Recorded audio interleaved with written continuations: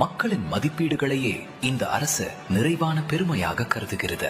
1000 ரூபாய் இருக்குதுங்க. நம்ம பெத்த பயம் கொடுக்கலனா ஸ்டாலின் எங்களுக்கு மகனாட்டு இருக்கிறார். சுய உதவி குழுவிலால முன்னேறி இருக்கோம். நாங்க மாசம் 15,000க்கு மேல வருமானம் வருது எனக்கு மட்டும். கவர்மெண்ட் வந்துட்டு ஒரு ஹாஸ்டல் விமென்ஸ்க்காக ஒரு ஹாஸ்டல் வந்து ஓபன் பண்ணுவாங்கங்கிற ஸ்கீமை நான் எக்ஸ்பெக்ட் பண்ணல. கட்டணமில்லா பயணம் நான் சில நேரங்கள்ல அந்த ஜன்னலோரத்துல உட்கார்ந்து நான் மனசுல இருந்து அவருக்கு நான் நன்றி சொல்லிருக்கேன். இவர் எந்த அளவுக்கு யோசிச்சிருக்கிற ஒரு தாயை போல நம்மளுக்காக அப்படின்னு சொல்லிட்டு நான் அவருக்கு மனசுல இருந்து நான் நன்றி சொன்னேன். இது வரைக்கும் வந்து ஒரு தொழிலாளியா இருந்தேன். ஆட்டோ முதல் நாங்க வாங்கும்போது நாங்க ஒரு முதலாளியா மாறி. நான் முதல்வன் ஸ்கீம் வந்து நம்ம முதலமைச்சரோட வந்து கனவு திட்டம் அப்படின்னு சொல்லிதான் வந்து அதை இன்ட்ரடியூஸ் பண்ணது. அண்ட் இன்னைக்கு அந்த கனவு வந்து நினைவா இருக்குன்னு நான் நினைக்கிறேன். இந்த ப்ரோக்ராம்ஸ் எல்லாமே தான் வந்து நம்ம நாளைய இந்தியாவையே வந்து வடிவமைக்கும்னு நான் நம்புறேன். அப்பா ரொம்ப கஷ்டப்பட்டு தான் வளர்த்துட்டு வந்தாரு.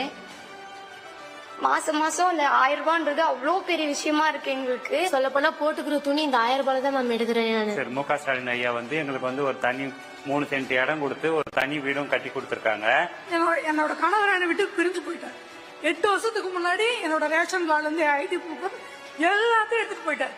5 நிமிஷத்துல அவர் பேரை தூக்கிட்டு என் பேரை போட்டு கொடுத்து எனக்கு குடும்ப தலைவி என் பையன் பேரை போட்டு கார்டு கொடுத்தாங்க சார். தமிழ்நாட்டின் வளர்ச்சி பயணத்தில் ஒருவரையும் பின்தங்க விடமாட்டோம் என்று அனைவரையும் அரவணைத்து தொடர்ந்து முன்னேறுகிறது தமிழ்நாடு.